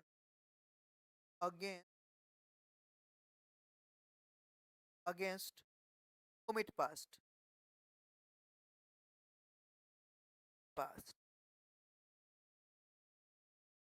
सेटिंग मेरा बहुत ब्यूटीफुल है भाई साहब लोग। अगर किसी को समझ में नहीं है तो आप लोग चैट बॉक्स में टाइप कर रहे हैं, फेस टू फेस में तो सामने से पूछ लेंगे, है ना? इसलिए मैं डिक्टेट भी कर दे रहा हूँ। It's a type of law passed by, बोलो कौन कौन पास करेगा? एडजुडिकेटिंग अथॉरिटी, है ना। हमारे लिए जैसे कि मान लो, जैसे मैंने बात किया कि कॉर्पोरेट लॉ के अंदर में कौन है? आरओसी है। तो नॉर्मली बोलो किसकी है? मतलब जितने भी कंपनी को पेनाल्टी इंपोज करेगा कंपनी ऊपर में, ये नॉर्मली कौन करेगा? आरओसी नॉर्मली करेगा। आरओसी बोलो कौन है? Registrar of company. हाँ के नाम। अगर आपने मर्डर किया, मान लो अगर आपने मर्डर किया, तो आपके ऊपर जो भी नोटिस आएगा वो कौन इशू करेगा? कोर्ट। तो कोर्ट यहाँ पे कौन है? एडजुडिकेटिंग अथॉरिटी है। हाँ कि ना। तो सुनो, कोर्ट जब ऑर्डर देगा तो आपके खिलाफ देगा ना, राइट। जेल आपको होगी ना कि सबको होगी? आपको होगी। कैन से कौन सा ना, अब कौन सा पार्टिकुलर के खिलाफ नॉर्मली इशू किया जाएगा। ये जनरल के लिए नहीं होता। जिसने गलती किया है, मतलब जो करेगा वही नॉर्मली भरेगा। सिंपल सी बात, right. Out the order done है। मैंने जो बात किया, लॉ में कितने एलिमेंट है? 6। बोलो कौन कौन से? Act, rules, regulations, order, bylaws. हाँ के ना। एक लास्ट, बोलो कौन सा? ऑर्डिनेंस। आइए, कौन है? ऑर्डिनेंस। ऑर्डिनेंस, ये ऑर्डिनेंस तो ध्यान सुनो। Ordinance is actually a temporary law. It's क्या? टेम्पररी लॉ, जो नॉर्मली हमारे देश के प्रेसिडेंट है। कौन है? प्रेसिडेंट है, वो नॉर्मली बनाते हैं। क्या वी कैन से देश के लिए प्रेसिडेंट, और कोई अगर स्टेट है उसके लिए कौन है? Governor, right. President and governor has also power to make laws. और ये नॉर्मली लॉ वो कब बनाएंगे? आंसर है in the case of emergency, और खास करके जब पार्लियामेंट सेशन में नहीं होता है। नॉर्मली अगर मैं बताऊं तो अल्टीमेट अल्टीमेट जो लॉ मेकिंग बॉडी है वो हमारे देश के लिए, बोलो कौन है? बताओ ना। अल्टीमेट लॉ मेकिंग जो बॉडी है हमारे लिए, हमारे देश के लिए कौन है? पार्लियामेंट है। लेकिन अगर पार्लियामेंट किसी टाइम पे जब सेशन में नहीं है, मतलब पार्लियामेंट बंद है, उसमें कोई काम नहीं हो रहा है, तो उस टाइम पे जो नॉर्मली लॉ बनाने का जो कार्यक्रम होगा वो कौन करेगा? बताओ ना। उस टाइम पे ये जो लॉ बनाने का जो कार्यक्रम है नॉर्मली कौन करेगा? राइट। तो वहां पे आएगा प्रेसिडेंट या गवर्नर। उनके पास ये पावर है। जैसे कि पार्लियामेंट सेशन में नहीं है, अभी बंद है, लेकिन अभी कोई और इमरजेंसी आ गया और उसको अपना कंट्रोल करना है, तो उसके जो लॉ बनाने जो कार्यक्रम है, जो काम है, वो कौन करेगा? प्रेसिडेंट करेगा, राइट। तो ये एक तरह से आपका टेम्पररी लॉ है। मतलब क्या? अगर मान लो इमरजेंसी आ गया, प्रेसिडेंट या गवर्नर ने लॉ बना दिया, राइट। तो जैसे ही बनाने के बाद में अगर पार्लियामेंट तो कभी आएगा ना सेशन में, आंसर है हाँ। तो पार्लियामेंट जैसा आएगा ना सेशन में, आंसर है हाँ। तो उनकी ड्यूटी है कि उस टॉपिक पे तुम लॉ प्रॉपर बनाओ, और जो बना था ना आपके पास में पहले ही ऑर्डिनेंस, उसको वहां पे बंद कर दिया जाए। जाने क्या? तो एक बार यहाँ पे लिखो ना, यहाँ पे लिखो ना, लिखो। It's type of it's a type of law passed by passed by president of India. वे इनको ये पावर दिया कौन? तो सुनना, हमारे देश का संविधान, हमारे देश का संविधान, यहाँ हमारे देश का जो संविधान है, इसने पावर दिया आर्टिकल 1 2 3 में लिख के। कहाँ पे? आर्टिकल 1 2 3 में लिख के। सुनो, कौन बोला? Article 1 2 3 of the constitution. उन्होंने पावर दिया किसको? प्रेसिडेंट को, कि तुम लॉ बना सकते हो। हाँ के नाम। और और बोलो कौन है? गवर्नर। तो कौन है? गवर्नर ऑफ स्टेट, और गवर्नर ऑफ स्टेट। वह इनको ये पावर कौन दिया? तो इनको भी कौन दिया है? आंसर है हमारा संविधान दिया है, as per article 1 3, as per article 2 1 3, right. तो ये दो आर्टिकल हैं। आर्टिकल 1 2 3 प्रेसिडेंट को पावर दिया, आर्टिकल 2 1 3 गवर्नर को पावर दिया कि सुनो भाई साहब कि तुम भी लॉ यहाँ बना सकते हो। हाँ के नाम बना सकते हो, राइट। तो ये यहाँ पे दिया गया, ठीक है ना। एक बार थोड़ा सा आप यहाँ पे एक लाइन और लिखो, मैं आप लोग के लिए बोल रहा हूँ, लिखो ना। यहाँ पे लाइन और लिखो, लिखो। when there is when there is when there is a requirement of urgent law, when there is requirement of urgent law, but but parliament house or state legislature, but parliament house or state legislature are not functioning, or not in session, or not in session, or not in session, not in session, that case, that case, ordinance will be issued, that case, ordinance will be issued by respective authority. Respective मतलब कौन? Answer है या तो president या तो governor, है ना? Paragraph change करना, एक लाइन और लिखना आप लोग के अच्छे के लिए, एक लाइन और लिखना, एक लाइन और लिखना, लिखो, it's a temporary law, it's a temporary law valid for 6 weeks. It's a temporary law valid for 6 weeks from the date, from the date, from the date when both houses of parliament, when both houses of parliament or state legislature or state legislature start function. मतलब अभी अभी अभी मान लो कि आपका parliament बंद है, हाँ कि ना, और हमारे देश भगवान न करे कुछ मुसीबत आ गया, वहां पे पूरा कंट्रोल करना है, तो वहां पे जो लॉ बनाने का जो पावर है कहाँ पे है? प्रेसिडेंट के पास में है। तो प्रेसिडेंट मान लो अभी टेम्पोररी लॉ उन्होंने बना के दे दिया, उन्होंने, अभी उसके लिए काम भी सॉल्व हो गया। कुछ टाइम बाद, महीना 2 महीना बाद प्रॉपरली आपका पार्लियामेंट सेशन में आएगा, आंसर है हाँ जी। तो पार्लियामेंट सेशन में आएगा तो उसकी ड्यूटी है ना कि इस टॉपिक प्रॉपर तुम लॉ बनाओ, हाँ कि ना, कि और आगे कुछ ऐसा कहानी हो तो तुम्हारा लॉ को फॉलो किया जा सके, आंसर है हाँ जी। तो पार्लियामेंट सेशन में आएगा ना, सेशन में आने के बाद में आपके पास में 6 सप्ताह का टाइम रहेगा, उसके अंदर बना लो, हाँ कि ना, क्योंकि 6 वीक्स के बाद में ऑटोमेटिकली जो लॉ है, जो ऑर्डिनेंस बना था, वो आपका एक्सपायर हो जाएगा, हो जाएगा, सी बात है, राइट। तो ये आपके एमसीक्यू में आ सकता है कि जो ऑर्डिनेंस जितने भी बनेंगे उनका वैलिडिटी कितना टाइम रहेगा बताओ? कहां से 6 weeks? From the date when the parliament क्या स्टार्ट फंक्शन। तो ये आपके पास में 6 एलिमेंट है जो देखने को मिलता है। तो आई होप आप लोगों ने ये पूरा पॉइंट को समझे और आपको अच्छा लगा समझ। यहाँ तक कोई दिक्कत है क्या? राइट, बताओ ना, यहाँ तक किसी को कोई दिक्कत, डाउट, दुविधा है तो बताओ। क्लियर? तो लॉ क्या होता है, आई होप आप लोग यहाँ तक मेरा बेसिक बात समझ पाए। अब क्या है ना, जब आपको मैं पढ़ा रहा हूँ तो let me tell you one important बात। बोलो क्या? क्या है ना कि मैं थोड़ा सीएमए पर में अलग से थोड़ा सा ध्यान देता हूँ, राइट। और मेरा जो मेन कार्यक्रम है ना कि ऐसे है ना टॉपिक थोड़ा सा ये बेसिक है। अभी मैंने हल्का बेसिक बात किया, ये और बेसिक है, introduction to law and legal system. मैं पहले आप लोगों को जब मैं प्रॉपर पढ़ा रहा हूँ ना, तो मैं आपको चैप्टर नंबर 1 में प्रॉपरली पहले पढ़ाने वाला हूँ एकदम। और जब चैप्टर नंबर 1 जब आप एंटर करते हो जाते हो ना, तो आपके सिलेबस के अंदर में जैसे मैंने एक नाम लिया कॉन्स्टिट्यूशन ऑफ इंडिया, भारतीय संविधान, उसके बारे में लंबा चौड़ा स्टोरी दिया गया है जिसको लेकर हमें यहाँ पे समझना है ना। तो आइए ना हम लोग थोड़ा सा अपना जो पहला चैप्टर है उसके अंदर में प्रॉपरली इन करते हैं, और जो बेसिक बातें हैं ना साथ साथ और वहां पे कर लेंगे, राइट। तो सबसे पहले जो हमें समझना है that is all about our constitution of India.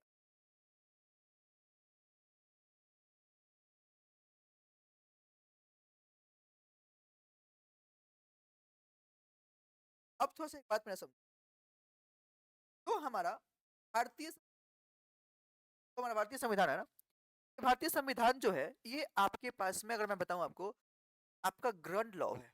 What is grand law? मतलब कि एक जितने भी हमारे देश में जो लॉ बनेंगे ना, उन सारे लॉ का जो बेस है, जो मेन सोर्स है, वो हमारे लिए बोलो क्या है? Constitution of India. इसी संविधान के बेसिस पे हमारे देश में जितने भी एक्ट जो बनते हैं, जो लॉ बनाए जाते हैं, ये बेस पे होते हैं, और यही आपका मेन सोर्स भी होता है कोई भी लॉ को बनाने का। अगर कोई भी लॉ जो नॉर्मली बन रहा है ना हमारे देश में, तो उसको जो मेन सोर्स है वो बोलो क्या? आपका भारतीय संविधान। अब क्या है ना कि भारतीय संविधान के अंदर में जब आप लोग देखोगे यहाँ पे ना पढ़ने के, जब उसको बुक्स को प्रॉपर ओपन करोगे तो सबसे पहले जो चीज यहाँ पे दी गई है तो बोलते हैं प्रियम्बल, बोलते हैं आपका प्रियम्बल। जी हाँ, भारतीय संविधान जब नॉर्मली सबसे पहला पेज है तो वहाँ पे बातें करता है, बोलो कौन सा? प्रियम्बल को लेकर। What is preamble? तो सुना, प्रियम्बल एक ऐसा चीज है, ऐसा बोला कैसा, जो चीज बताई गई है जो उसको पढ़ने के बाद में पूरा संविधान किस बारे में है या संविधान को कैसे इंटरप्रेट करना है वो आपको समझा देगा। मतलब यार फिर से बोलो। मैंने ये बोला कि जो हमारा भारतीय संविधान है उसको जो प्रियम्बल पढ़ोगे, तो प्रियम्बल पढ़ने के बाद में you will understood that point कि जब आप संविधान पढ़ रहे हो तो आपको उस चीज को कौन से कॉन्टेक्स्ट में पढ़ना है, उसका क्या मीनिंग होगा, उसकी ये बात आपके माइंड में जाएगी। वो बात करता है प्रियम्बल। हाँ कि ना, मतलब पूरा बेसिक चीज है। अगर मैं आपको जनरली बताऊं, जब आप लोग गूगल पे कभी आना, और आने के बाद में जब मैं आपको बोलूंगा यहाँ पे, जैसे मान लो COI कॉन्स्टिट्यूट,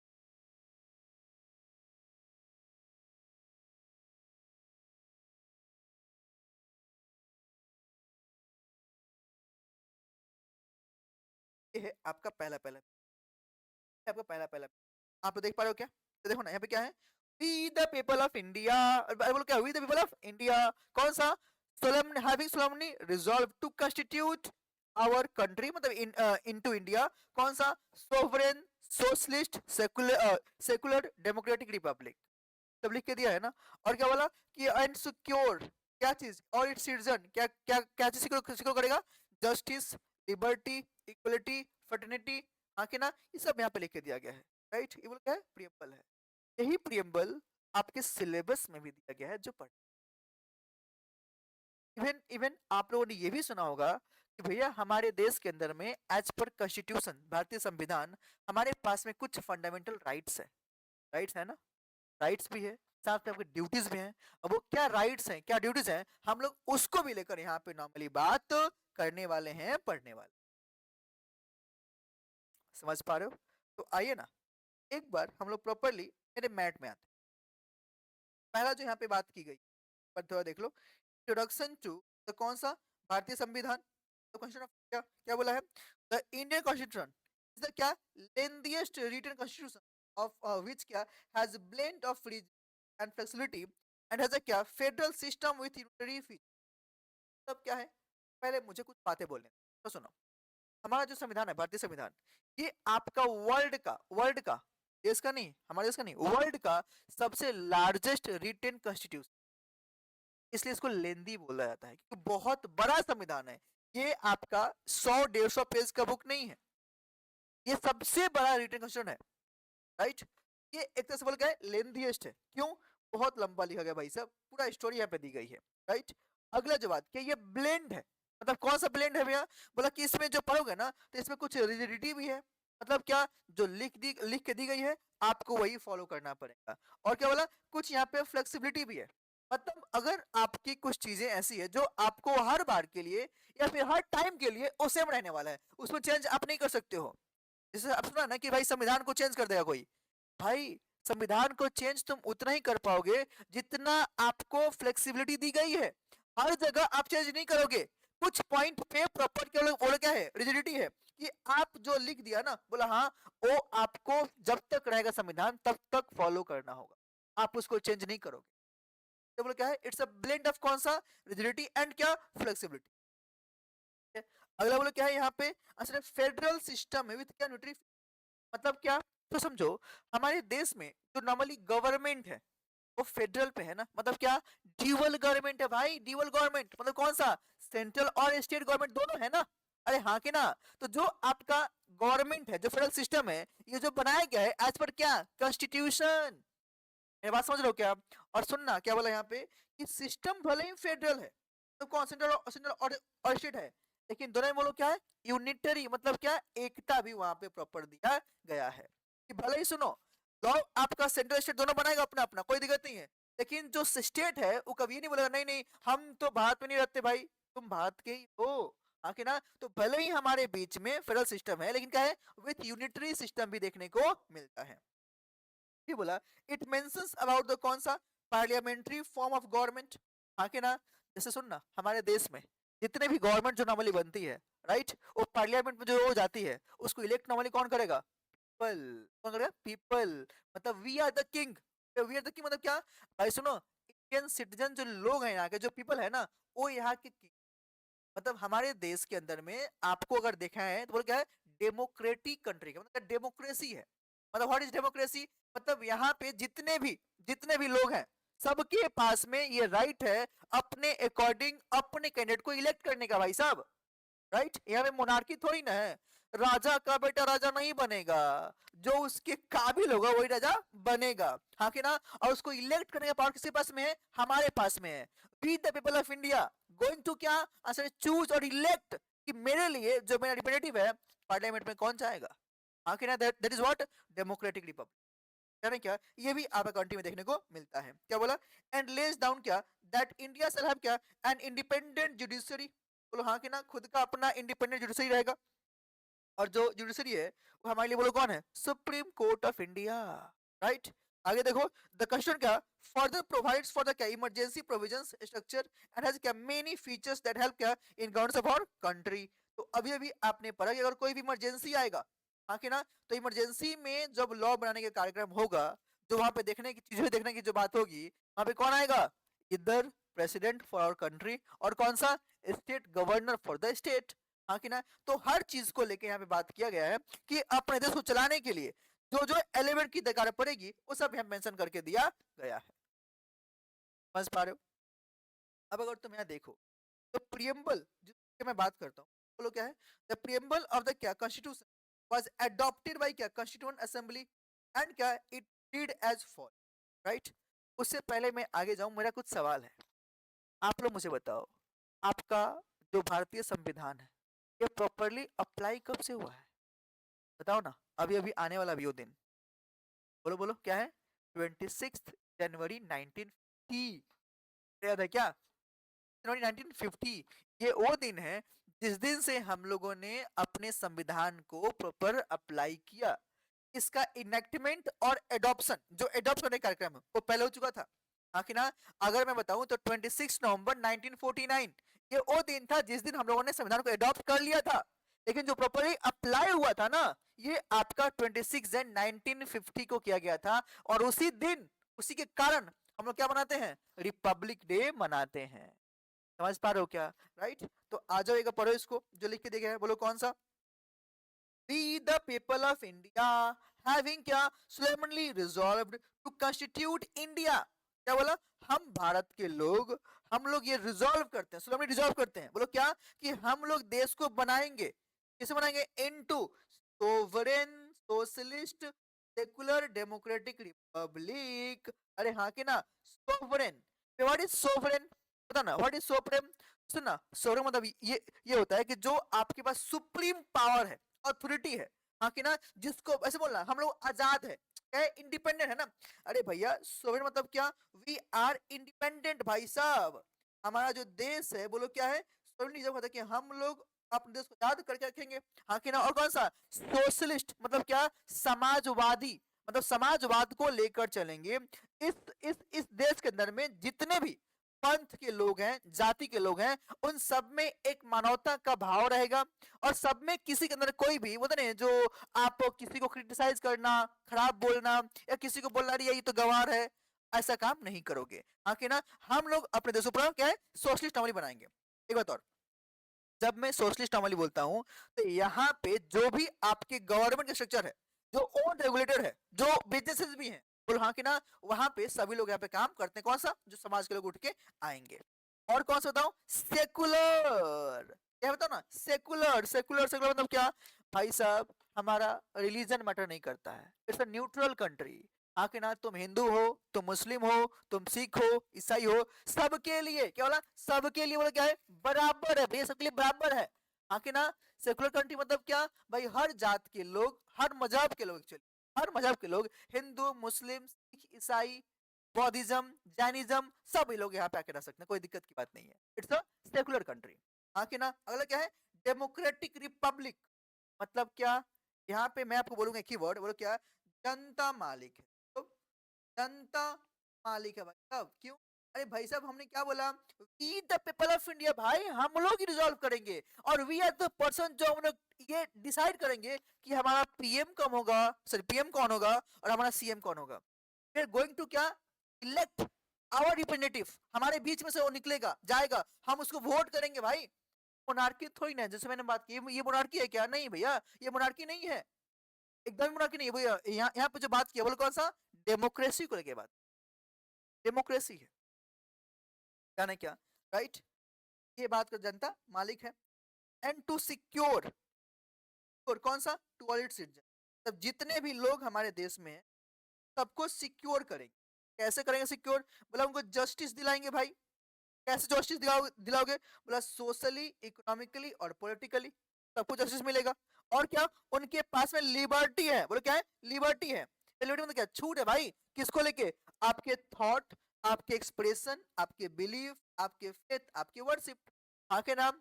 तो चूंकि हमारा देश सेकुलर कंट्री है, तो भाई साहब जिसको जिसे पूजना है आप पूजो ना, तुमको मन्नत मन्नत थोड़ी ना किया गया है। जैसे मेरी मेरी आस्था हिंदुइज्म है, तो मैं एज पर माई रिलीजन जो होगा मैं अपना काम करूंगा। मुझे महादेव मेरे पसंद है, मैं महादेव का पूजा करूंगा, मेरी मर्जी है ना, हाँ के नाम, राइट। अब सोचो जैसे मान लो अगर कोई मुस्लिम है, तो उनके धर्म में जो उनका जो पूजा पद्धति है, जो वर्शिपिंग है, वो अपना करेंगे, हाँ के ना। उतना ही नहीं भाई साहब, यहाँ पे जो लिबर्टी दी गई, कौन सा बता ना, वे थॉट, आपको जो सोचना है सोचो, एक्सप्रेस कर सकते हो अपनी बातों को ना। अगर मुझे मान लो मोदी जी का काम खराब लग रहा है, तो मैं अपने आप के पास, ये मेरे पास पावर है, संविधान ने दिया है कि मैं एक्सप्रेस कर सकता हूँ कि ये मोदी जी ने गलत किया है, आई हैव दिस पावर, कोई रोक नहीं सकता इसको। हाँ कि ना, मैं किसी को क्रिटिसाइज भी कर सकता हूँ उसके बैड काम के लिए, I have that expression, I have that क्या, लिबर्टी, हाँ कि ना। और क्या, बिलीव, फेथ। अब मुझे क्या मानना है नहीं मानना है ये आप थोड़ी सिखाओगे, अरे हाँ कि ना, मुझे किसको पूछना है क्या करना है आप सिखाओगे क्या, नहीं, एकदम भी नहीं। डन, ये मेरे पास पावर दी जाती है। अगला बोलो क्या है, इक्वलिटी है भाई साहब, इक्वलिटी है, कौन सा, भैया आपके स्टेटस में अपॉर्चुनिटी, कहाँ पे, टू प्रमोट करते हैं अमंग द क्या, देम ऑल, हाँ के नाम, मतलब जितने भी लोग यहाँ पे हैं as per their status, opportunity सबको बराबर दी जाएगी। जैसे मान लो गवर्नमेंट सेक्टर में जॉब आएगा, तो ये है क्या कि भाई किसी को ज्यादा और किसी को कम प्रेफरेंस, बोला नहीं, सबके लिए बराबर प्रेफरेंस रहने वाला है। यानी क्या, अगर अगला अगला जो बात किया, बोलो कौन सा, फ्रेटर्निटी, बोलो क्या है, फ्रेटर्निटी मतलब क्या, सुनना, भाईचारा, तो क्या है, भाईचारा, भाईचारा आपको मेन करके रखना चाहिए, बोलो कौन सा, भाईचारा। क्यों, सुनना, भाईचारा के साथ में से बोलना ब्रदरहुड एंड सिस्टरहुड, हाँ कि ना, एंड क्या, we can say like solidarity, solidarity among citizens of our country, जो सब में बराबर भाव रहे, हाँ कि ना, भाईचारे का। और साथ ही साथ उनके भी जो भी डिग्निटी है, तो इतने भी लोग हैं, यूनिटी, उन सबका ध्यान में रखा जाए। ऐसे बोलना, एकता में एकता एंड अखंडता, हाँ कि ना। तो एकता मतलब क्या, सब लोग अपने साथ मिलके काम करेंगे, सब साथ में है, यूनिटी रहेगा, हाँ कि ना। और हमारे देश का यूनिटी एंड कौन सा, आपका सोवरेनिटी को ध्यान रखते हुए काम करेंगे, राइट। सिंपल सी बात, ऐसे बोले, अगर मैं सिंपल थोड़ा सा और वर्ड कर दूं, सिंपल, हम लोग अपने देश का एकता और अखंडता को बना के रखेंगे, आगे कुछ भी उसको ब्रेक करने का काम नहीं करेंगे। ऐसा कोई भी मैं ऐसा एक्ट नहीं करूंगा जिससे हमारे समाज में भाईचारा, मतलब सिस्टरहुड ब्रदरहुड में कोई भी प्रॉब्लम आए, राइट, राइट। आगे देखो क्या बोला, इन आवर कॉन्स्टिट्यूएंट असेंबली, क्या, 26 नवंबर 1949, बात किया ना, जिसको क्या किया था, अडॉप्ट और किया था। और ये संविधान हम लोगों ने अपने खुद को, हाँ के ना, कब दिया था बताओ, 26 नवंबर 1949, बट प्रॉपरली ये अप्लाई कब से हुआ था, 26 जनवरी 1950। डन, ये आपका प्रियम्बल जो पहले बात, आई होप आप लोगों को बेसिक एक आइडिया मिला कि हमारा जो लॉ है, जो चैप्टर नंबर 1 है, जो संविधान बात किया है, उसमें क्या क्या बातें लिख के, क्या आप लोगों को मेरी बात यहाँ तक क्लियर है, तो ना, पहला क्लास है, ज़्यादा नहीं पढ़, आप लोग अच्छे से करके रखो, फिर अगले क्लास में लोग अपने कहानी आगे बढ़ाएंगे। बट हाँ, यहाँ तक पक्का से आप लोग करके रखना, राइट एवरीवन।